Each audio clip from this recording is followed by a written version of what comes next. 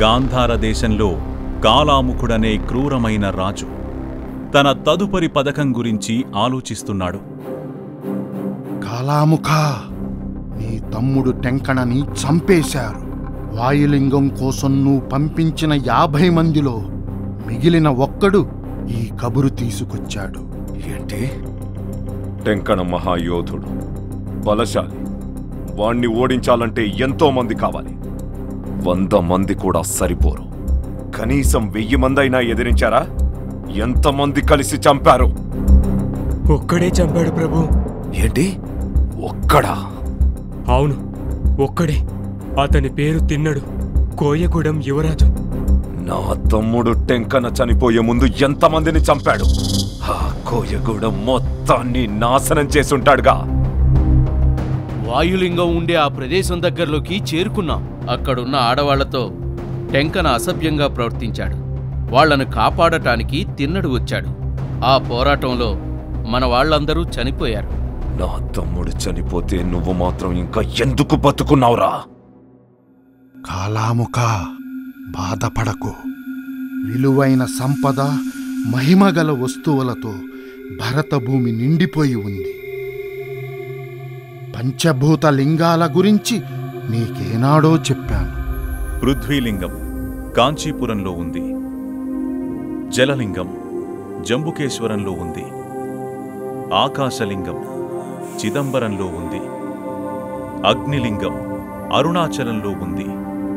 హిరణ్యరాష్ట్రం అనే ప్రదేశంలో స్వర్ణముఖి నదీ తీరాన వాయులింగం ఉంది. ప్రపంచంలో ప్రాణం ఉన్న ఏకైక లింగం ఇది. ఉచ్ఛ్వాస నిశ్వాసాలు తీసుకుంటుంది. మునికుమారుడు మార్కండేయుడి కథ గుర్తుందా? చిన్న వయసులోనే యోగి అయిన మార్కండేయుడు అత్యంత భక్తి శ్రద్ధలు, శక్తి కలవాడు.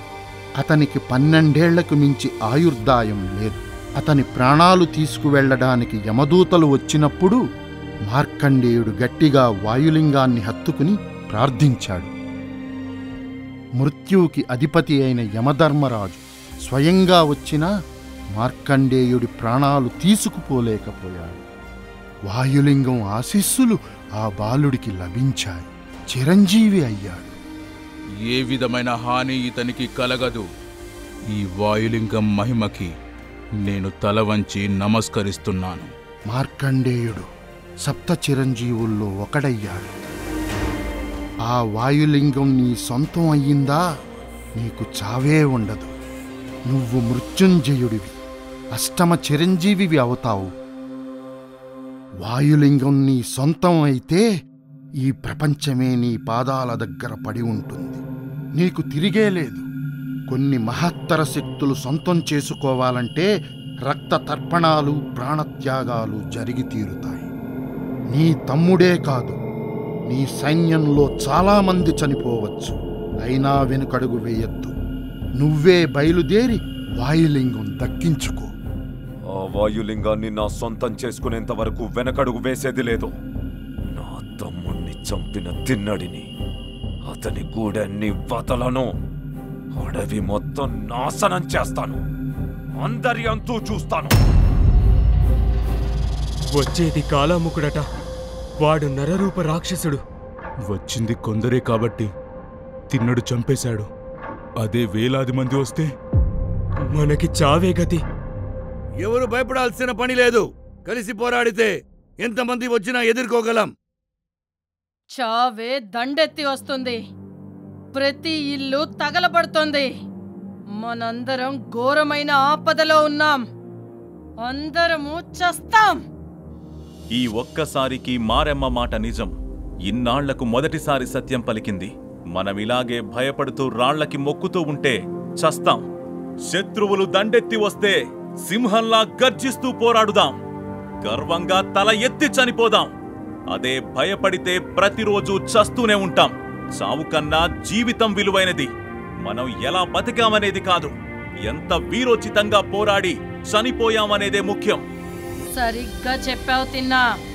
ఈ గుమ్మడికాయ హారతిచ్చి అమ్మవారి ఆశీస్సులు తీసుకో. హారతివ్వాల్సి వస్తే నా తండ్రి మన గూడెం నాయకుడు నాథనాథుడికిస్తాను. తిన్నా, దేవుడి గురించి అలా తప్పుగా మాట్లాడుకు. ఈ కోయగూడెం నాయకుడిగా అమ్మోరికి నేను హారతి ఇస్తాను. అమ్మా, నిమ్మకాయలు గుమ్మడికాయలు తిప్పేస్తే యుద్ధం గెలుస్తామా? ఇవన్నీ మూఢనమ్మకాలు. మన బతుకు కోసం మనమే పోరాడాలి. మారెమ్మలాంటి మూర్ఖురాల నుంచి ఈ గూడెం కాపాడబడాలి. నాకు తెలుసు మీ మనసు బాగోకపోతే మీ అమ్మ సమాధి దగ్గరికి వస్తావని. నువ్వు దేవుడిని నమ్మవని నాకు తెలుసు. నీ ఆలోచనల్ని నేను కాదన్ను. ఒక నాయకుడిగా మనం నమ్మినా నమ్మకపోయినా ప్రజల నమ్మకాలని గౌరవించాలి. వాళ్ల మనసు బాధ పెట్టకూడదు. ఈనాడు దేవుణ్ణి ఆచారాల్ని నమ్మమని నిన్ను బలవంత పెట్టలేదు. అలాగే నీ నాస్తికత్వం దేవుణ్ణి నమ్మే జనాన్ని బాధ పెట్టకూడదు. కాస్త తిను. కాలాముగుడి లాంటి దుర్మార్గుడిని ఎదుర్కోవాలంటే మన కోయగూడెం ఒకటి సరిపోదు. మిగిలిన 4 గూడాలకి కబురు చేశాను. మిగిలిన గూడాలకా? ఎందుకు? అడవిలో కార్చిచ్చొచ్చినా వరదలొచ్చినా ఏనాడైనా ఏ కష్టానికైనా వాళ్ళు కలిసొచ్చారా? కలిసి గెలవడం కన్నా విడివిడిగా చస్తేనే నయమనుకునేవాళ్ళు వీళ్ళందరూ. నాయనా, నీ మాట లెక్క చేస్తారా? నీ భ్రమ. భిల్ల జాతి పుట్టింది నల్ల కలమ నేల, ఉండేది ముళ్ళ చెట్ల అడవి, తాగింది ముసళ్ల మడుగు నీరు.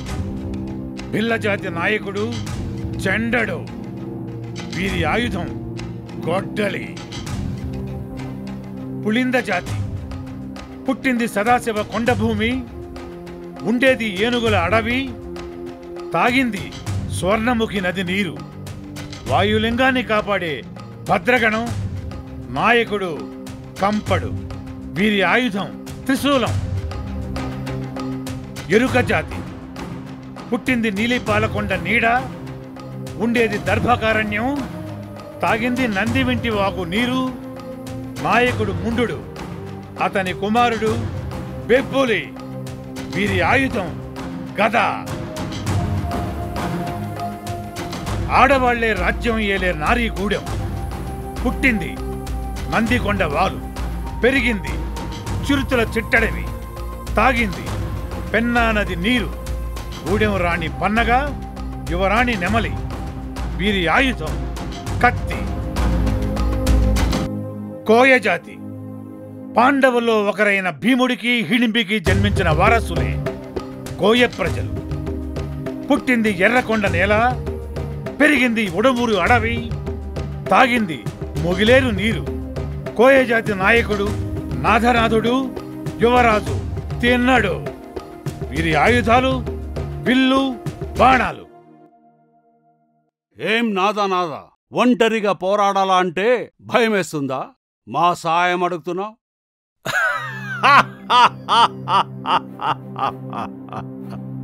ఎవడో కాళామొకడంట. వాడికి మాకు పగల్లేవు, గొడవల్లేవు. నీకేదన్నా సమస్య ఉంటే నువ్వే తేల్చుకో. మేమెందుకు నీకోసం ప్రమాదంలో చిక్కుకోవాలి? వాయులింగానికి ఎన్నో తరాల నుంచి భద్రగణం కాపలాగా ఉంది. ఎవరన్నా దండెత్తి వస్తే వాళ్లు కదా పోరాడాలి. మనకేంటి సంబంధం? అవును, వాయులింగం రక్షణ కోసం ప్రాణాలర్పించడానికి మా భద్రగణం ఎప్పుడూ సిద్ధం.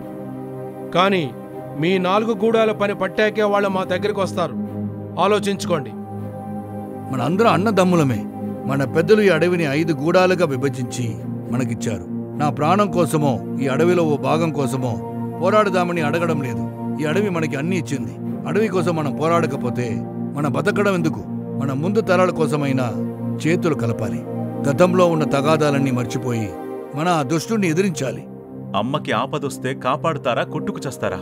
ఈ అడవి కూడా మనకమ్మేగా. నా తండ్రితో కలిసి మిమ్మల్ని అందర్నీ అడుగుతున్నాను. మీకోసం పోరాడుతాను, మీకోసం చనిపోతాను. అయితే మన ఇంటిని నాశనం చేద్దామనుకుంటున్న ఆ దుర్మార్గుణ్ణి చంపిన తర్వాతే అందరికీ అంగీకారమే. చాలా ఆనందం సోదరులారా. మన గూడానికి వెళ్దాం. మన చెయ్యాల్సిన పనులు చాలా ఉన్నాయి. నువ్వా? ఏంటిది? చిన్నప్పుడు జాతరలో చూసినప్పటి నుంచి నువ్వంటే నాకిష్టం.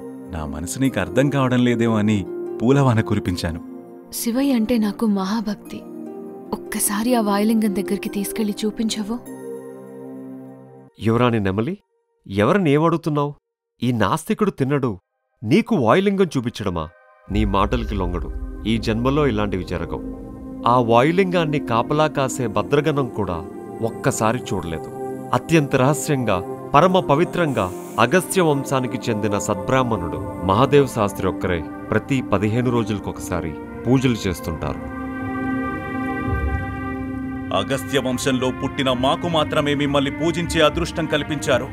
నా కుమారుణ్ణి కూడా ఇక్కడికి రానివ్వకుండా కాపాడుకుంటున్నాను.